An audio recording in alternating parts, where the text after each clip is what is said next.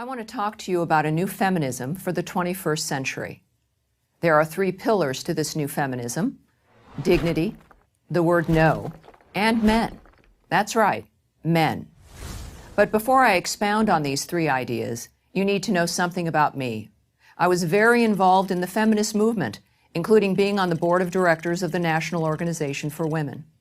For this, I feel much pride and some guilt. Pride because feminism has pushed forward some very important and needed changes, and guilt because it has also done a lot of damage. My work now is to reverse that damage. So in that spirit, let's talk about the first pillar of this new feminism: dignity. Dignity is at the core of what feminism should always be about. Dignity means that a woman should be able to freely choose her own path in life. That's what feminism once held. But does it still? Ask almost any female college student today what she aspires to be, and she'll list any number of career choices. The one she won't list is wife and mother.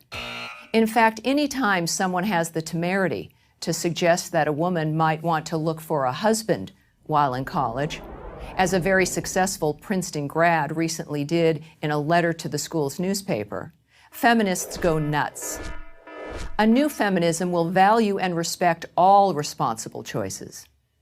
And while we're talking about dignity, I can't think of anything less dignified for women than the feminist belief that in the sexual arena, women are like and therefore ought to act like men. Is this what the truly liberated woman wants? To have casual sex and think nothing of it like men do? That's what feminism aspires to? Sad to say, the answer has too often been yes. So let's add this up. Feminism has downplayed the desire for women to have a family, while at the same time hyping the rewards of career and casual sex. Not exactly a recipe for success or happiness.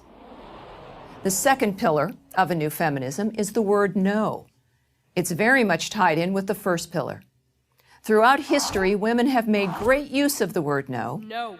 Of course, many times women said yes when they should have said no, and that's the basis of more than a few classic stories and novels. But this was the exception, not the rule. There is great power in that word no, and women, for the most part, knew how to wield that power. But in the last few decades, they've lost it, and the consequences have been catastrophic. Women who fought not to be treated as sex objects have become more objectified than ever. You see it everywhere, in music videos, on billboards, in the hookup culture on campuses. And now we have the tawdry spectacle of teenage girls sexually pursuing teenage boys the way boys pursued girls. How did this happen? Because feminism began to advocate that women should behave like men. Whatever men did and however they did it, that's what women should do. Feminists were angry at men, but they wanted to be like them at the same time. No wonder our society is so confused. Women are robbing themselves of the ability to say no. The solution is to take that power back. This is especially true for young women. No. Saying no means I will not be defined by anyone else, not by feminists, and not by men's sexual desires. That is female power. This is a good segue to my third pillar of a new feminism: men. It is easy for feminists to forget this, but it was men who gave up their monopoly on political power and gave women the right to vote. Men who invented birth control, the refrigerator, the washing machine, and so many other devices that liberated women. And men are different from women. Academics like to speculate that men and women are basically the same, that they're only socialized differently. But as George Orwell famously noted, that's an idea that only an intellectual would be foolish enough to believe. Moreover, the sexes need each other. For example, women civilize men. It's what we're supposed to do.